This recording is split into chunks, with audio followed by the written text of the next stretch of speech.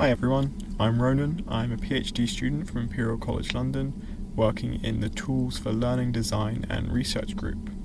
I'd like to show off a piece of software that I've written called Samba.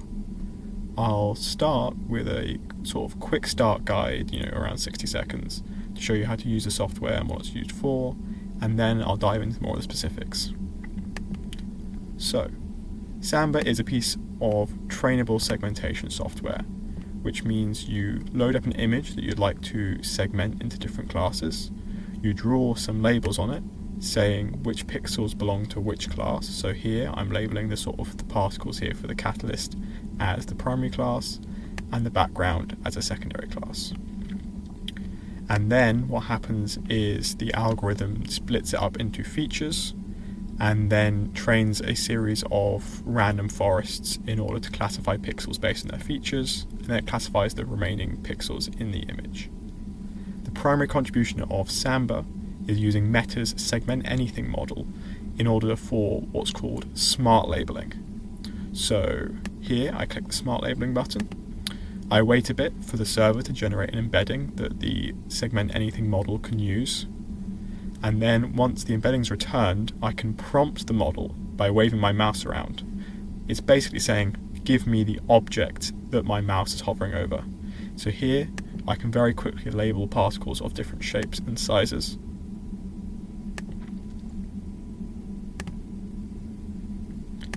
Then, label some more of the background, like so.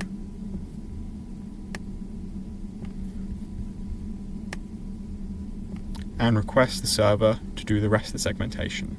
By pressing Train Classifier, I am telling the backend to use these labels that I've given it and segment the rest of the image. So now I've got return segmentation, I can save the segmentation that's been generated, or for example, the classifier object that I've used, and I can apply it again to different objects either in Samba or on a different platform like using Python. And now we're going to look a little more into the specifics of the platform. So the first bit is loading data. So you can load data either by dragging and dropping as before, or by clicking Data, Load Images. The accepted types of image are PNG, TIFF and JPEG. If you load a large TIFF, that is to say a TIFF whose length or height is bigger than 1024 pixels, it will be split into a series of smaller TIFFs. This is because the largest size that the SAM model can process is 1024. So here we've loaded a large TIFF, it's been split into 4 pieces, and we can navigate between these pieces using the navigation pane. So this will take out, clicking on this little thumbnail will take us to the different sub-images.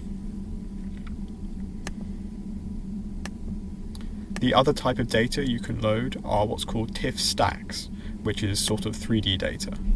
So if you want to load a TIFF stack, it will split it into a series of images that you can navigate to using the slider in the same navigation pane.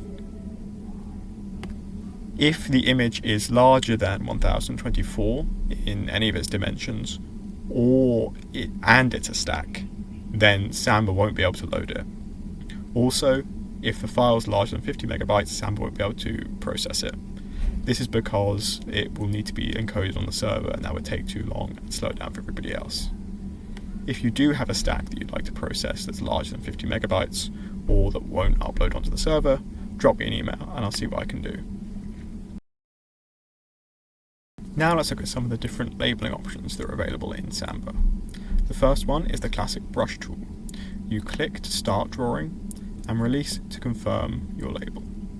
You can change the width of the brush using the slider, as so. The next type is the smart labeling tool.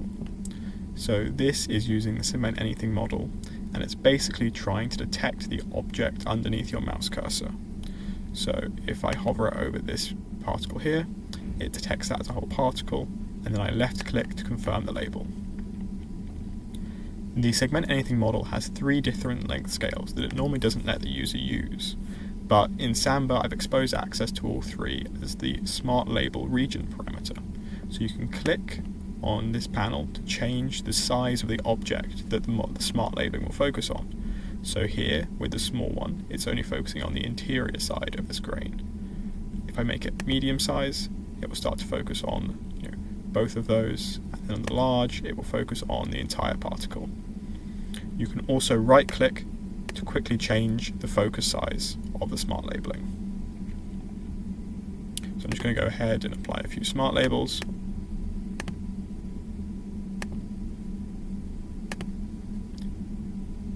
You can change the class of the labeling by either clicking this button here on the label panel or by using the number keys on your keyboard. So I'm going to label this platinum here as class 2. The third type of labeling is the polygon labeling. So the way this works is you click a series of points to define a polygon, and anything inside that polygon will be labelled as that class. You can either click the start of your polygon to finish it, or right-click. The final type is the eraser.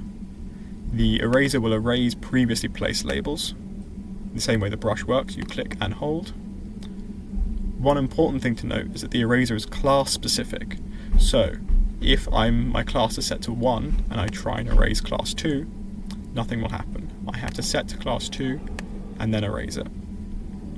I can also press the Erase All Classes option, and that will allow me to erase all the classes that I hover over.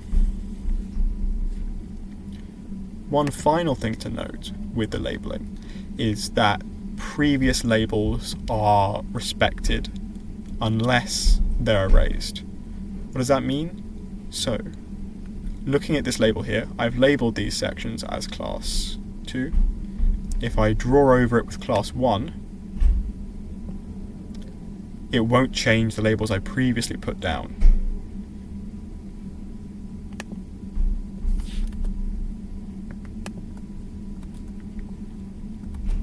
This is important because it allows you to do quite fine-grained labelling of edges. So I'm just going to go and erase the class 1 that I put down earlier, and then I'm going to demonstrate the sort of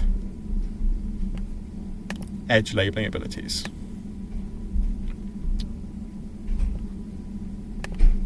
So I'm just going to go put that back because I accidentally erased it. So here, I use the brush tool and I draw all the way around here. I don't overwrite the labels I previously put down, but I can get nice definition on those edges. Another benefit of the new labels not overwriting old labels is that you can very quickly label an entire image. So if I use my smart labeling on this catalyst tube, I can go around, very quickly label all the particles. I'm using the small smart labeling region here because most particles are quite small.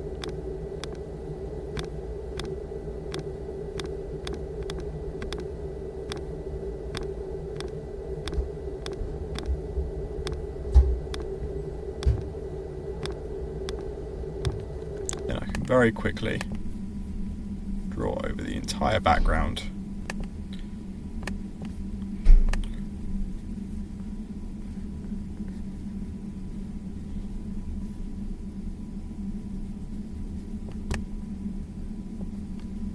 And we're done. Now let's talk about some of the different viewing options that are available in Samba. Let's say you've got a return segmentation from the server.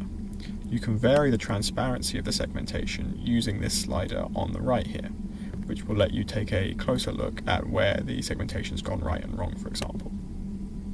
You can do the same thing for the labels, so you can vary the opacity of these labels using the slider, assuming you've selected labels in the overlay section. You can also choose to highlight regions where the classifier is least certain about its predictions. These will appear in colour, and areas where it's confident will appear in white. So you can see here that it's not very confident around here, and maybe around these grain boundaries, for example. You can also zoom into your image and look at different regions and pan around with the WA, S and D keys.